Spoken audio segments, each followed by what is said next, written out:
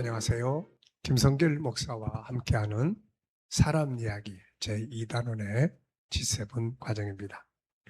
이 시간은 전 시간에 이어서 분노의 결과에 대해서 의학적인 사실, 또 통계학적인 입장에서, 또 성경은 어떻게 말씀하고 있는지 또 살펴보겠습니다.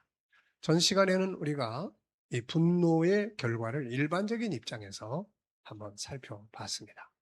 분노는 내 삶을 망가뜨리는 거예요. 출근해야 될 사람, 회사에 가 있어야 할 사람이 감옥에 가게 만들기도 하고, 행복해야 될 가정이 하루아침에 파괴되기도 하고, 전쟁에서 싸움에 패하기도 하고, 분노는 다양한 결과들을 우리에게 가져온다는 것 꼭 기억해야 되겠습니다. 의학적인 입장에서도 분노의 결과가 얼마나 위험한지에 대해서 설명한 분들이 많이 있습니다. 순간의 화를 참지 못해 자신의 건강은 물론 중요한 일이나 관계를 그르치는 경우가 아주 많죠. 어느 의과대학 교수님은 분노 조절의 필요성과 분노를 다스리는 비법에 관해서 설명을 했는데요. 그분은 이런 말을 했습니다. 분노의 가장 큰 피해자는 비록 나다. 바로 나다. 분노를 참아야 하는 결정적 이유는 가장 많은 피해를 보는 이가 바로 나 자신이기 때문이다. 습관적이고 반복적인 분노는 우리 몸에서 가장 중요한 뇌에 악 영향을 끼친다. 분노와 밀접한 관련을 맺는 부위는 전두엽, 이성적 판단을 가능하게 하는 곳인데, 분노가 일상화되면 조절 기능이 약화돼 충동 조절을 못하게 된다. 억제 능력이 떨어져 별것 아닌 일에도 화를 내게 되고, 감정 조절을 못하면 우울증에 걸릴 확률도 높아진다. 뇌는 전두엽, 측두엽, 후두엽 등 다양한 부위로 이루어지는데, 화를 많이 내면 기억과 감정 조절을 담당하는 부위의 뇌세포가 깨지고 결과적으로 뇌가 쪼그라드는 결과로까지 이어진다. 당장 화가 치밀어 오르더라도 일단 냉정함을 유지하고 화를 참아야 하는 이유가 여기에 있다. 분노 호르몬은 통상 15초면 사라진다. 이 15초를 견디지 못해 뇌를 다치게 하고 평생 후회할 일이 생긴다면 얼마나 안타까운 일인가. 참 15초라고 하죠. 그래서 화가 날 때 이 15초 동안을 어떻게 감정 컨트롤을 할 것인지 훈련을 조금만 하시면 됩니다. 화가 날 때 심호흡을 하거나, 또 잠깐 자리를 이동해서 바람 좀 쐬거나, 또 냉수 한 그릇 마시면서 이런 상황에서 내가 어떻게 대처하는 게 최선일까 한번 좀 생각해 보거나, 성경 분노에 대한 말씀을 쭉 떠올려서 암송해 보거나, 이런 방법들은 분노의 감정을 조절하는데 아주 유익하게 사용할 수 있죠. 어쨌든 15초 동안에 분노를 견디지 못해서 사건을 친다면 그의 평생에 후회를 만들게 되고, 뇌가 쪼그라들어서 결국은 자기 심리적인 문제, 치매에 관한 이런 문제들이 발생을 한다면 얼마나 큰 손해겠습니까, 이게? 이분은 또 이렇게 이야기합니다. 분노하는 버릇은 뇌에 자동 저장된다. 자기에게 불리해지면 무조건 남 탓을 하고 남의 행동이 고의라고 단정을 짓는다. 걸핏하면 무시당했다며 시비를 건다. 이런 사람은 어떤 상황에서건 쉽게 화를 내고 타인에게도 적대적으로 대한다. 화를 내는 것도 일종의 습관이다. 어느새 화나는 쪽으로 상황을 해석하는 습관이 몸에 밴 것이다.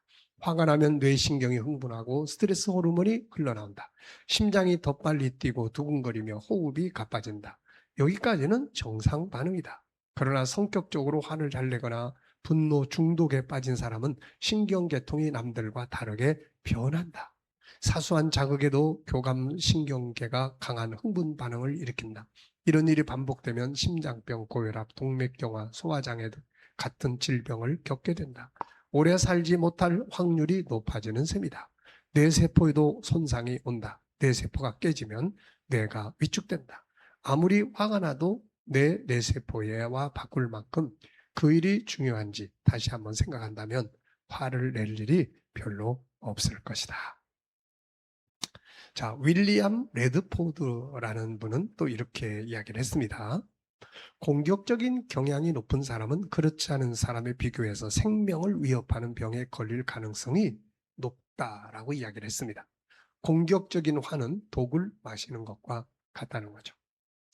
자, 또 통계학적인 사실도 한번 살펴보면요. 미국의 어느 대학에서 법대생들을 A그룹, B그룹으로 나누어서 A그룹은 분노를 잘하는 사람들, B그룹은 화 안 내는 사람들로 구성해서 연구를 했다고 합니다. 그리고 이들을 25년 동안이나 추적해 본 결과 분노를 잘하는 그룹이 그렇지 않은 그룹보다 사망률이 9배나 높았다고 합니다. 온유는 장수의 비결이고 분노를 잘하는 것은 일찍 단명하는 원인이 되는 것 같습니다. 자, 또 마틴 셀리그먼이라는 분은 또 이렇게 이야기를 했습니다. 안 좋은 과거의 일을 곱씹으면서 분노하는 행위는 심장병에 걸릴 위험을 높이고 더 큰 분노를 유발합니다. 어느 연구에서 255명의 의과 대학생들을 CP 험자로 삼아 노골적인 적개심을 측정하는 성격 검사를 실시했죠. 25년 후 의사가 된 피험자들의 결과를 비교해 보았더니 화를 가장 잘 내는 사람은 화를 적게 내는 사람에 비해 심장마비를 일으킬 위험이 약 5배나 높았다고 합니다. 다른 연구에 따르면 나이가 들어 심장마비를 일으킬 위험이 가장 높은 사람들은 다른 사람들보다 소리를 잘 지르고 짜증과 조바심이 많으며 쉽게 분노를 표출하는 경우가 많다고 밝혀졌습니다. 성경은 또 뭐라고 경고를 하고 있을까요? 성경은 많은 곳에서 분노가 가져오는 나쁜 결과들을 설명하고 있습니다. 잠언 17장 14절에 보면 다투는 시작은 둑에서 물이 새는 것 같은즉 싸움이 일어나기 전에 시비를 그칠 것이니라. 갈라디아서 5장 15절에 만일 서로를 물고 먹으면 피차 멸망할까 조심하라. 야고보서 1장 20절 사람이 성내는 것이 하나님의 의를 이루지 못함이라. 마태복음 5장 22절 형제에 대하여 노하는 자마다 심판을 받게 된다. 분노는 다툼을 가져오고 결국 피차 멸망하게 한다고 지적을 합니다. 그리고 하나님의 의를 이룰 수 없다고 하죠. 사람을 망하게 하는 것이 바로 분노라는 걸 지적합니다. 그래서 망하고 싶거든 맨날 화내고 살면 저절로 망하는 길로 가게 된다는 것입니다. 자, 사도 바울은 이렇게 이야기하죠. 에베소 4장 26절에 보면 분을 내도 죄를 짓지 말며 해가 지도록 분을 품지 말라 이렇게 말씀하고 있어요. 분노를 내서는 안 됩니다. 다스릴 수 있어야 하는 거죠. 그러나 어쩔 수 없이 분노를 내도 더 이상 진전시키면 안 되는 거죠. 그렇다고 이것을 계속 품고 있어도 안 됩니다. 분노는 독약과 같은 거죠. 안에 독약을 품고 살면 죽게 됩니다. 그래서 이것을 밖으로 쏟아내야 되죠. 중요한 건 분노를 해소시키는 방법, 쏟아내는 방법을 잘 알아야 합니다. 마치 지뢰를 그냥 폭발시키면 사람이 죽지만 그것을 해체시키면 안전하게 제거할 수가 있게 되는 것과 같습니다. 자, 분노로 인해서 어떤 결과들을 경험해 보셨는지 한번 생각해 보시고 분노를 잘 다스리고 관리할 수 있는 그런 능력, 그리고 분노의 반대가 되는 온유를 키울 수 있는 그런 훈련 열심히 해보시기 바랍니다.